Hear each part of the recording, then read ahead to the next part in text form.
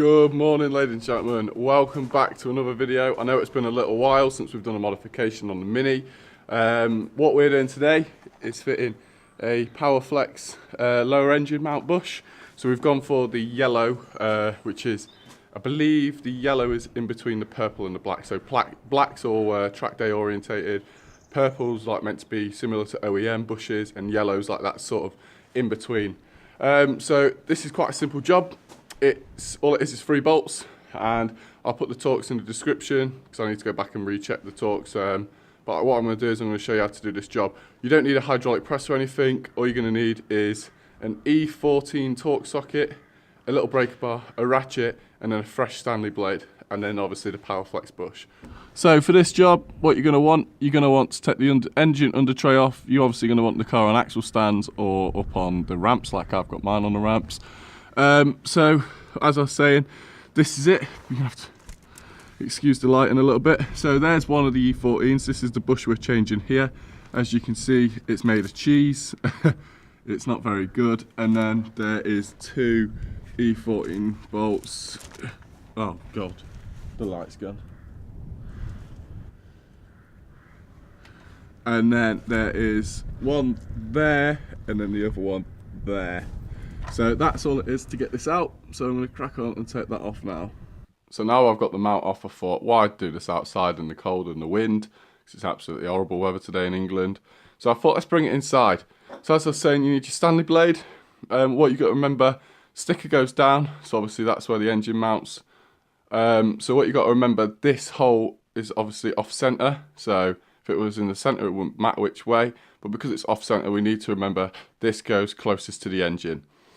So all I'm going to do is purely get my Stanley blade and cut this old mount out one side, and then it should fall through. If not, I'll have to cut it out both sides, but I'll let you know how it goes. So after a messy trip with the Stanley blade, this is what the inside of the bush sort of looks like.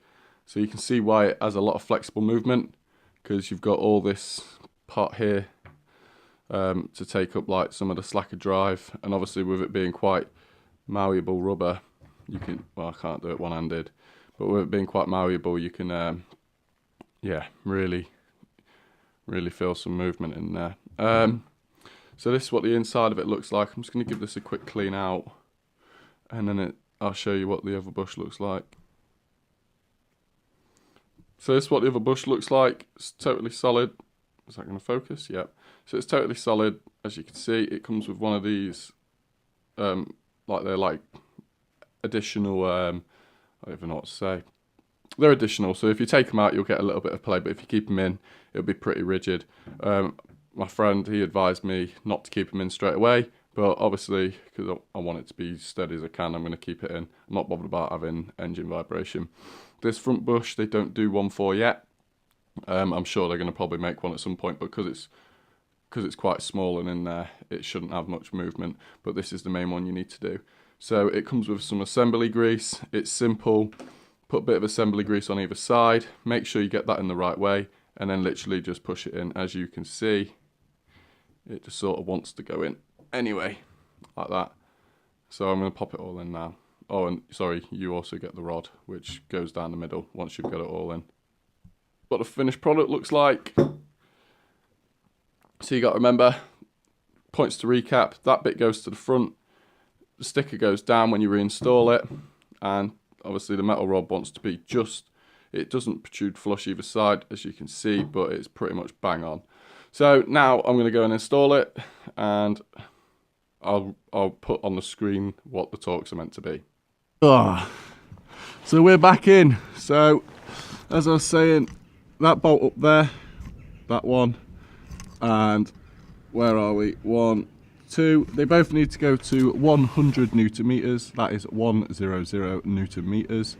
As you can see, looks rather nice in there with the yellow mount or whatever you call it. I don't know, but it's a very simple job. And now this should stop the engine from rocking back and forth under acceleration and when you let off acceleration. So as I was saying, simple again.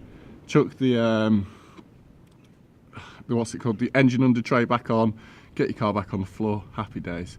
You might get a bit of vibration with this whilst it's idling, but you can't help that. Just a quick butt in. I've literally just ended the video, but I'll pop this in between.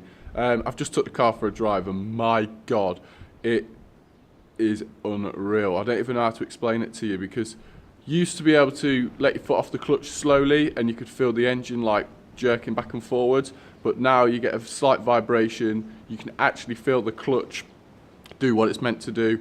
You don't get, if you floor it and let off, you don't oh, let's try it again. If you floor it and let off, you don't get like any I don't even know, like back and forth movement on the engine. So it's phenomenally transformed the car, and now there's no chance of misshifting or anything like that. This is what Mini should have done, but obviously they think about drivability before performance mods. But fantastic mod, highly recommend getting it. This is probably one of the cheaper mods to do to the car that's absolutely going to transform it. So anyway, now to the outro. Right, like I was saying, a simple job. Only took me about half hour cutting out the mount, half hour getting the car on the ramps and getting it undone and all that. So yeah, simple job, very easy to do, and it will have a massive benefit to the car now. And it's obviously a bit of preventive maintenance, because instead of the engine whacking around, it's going to help make the other mounts last longer. So as I always say, thanks again for watching. It's been a pleasure doing a video. And remember to like, comment and subscribe. Also click that bell button so you get a notification when I upload my next videos. Anyway, thanks again for watching, and I'll see you in the next one. Ciao for now.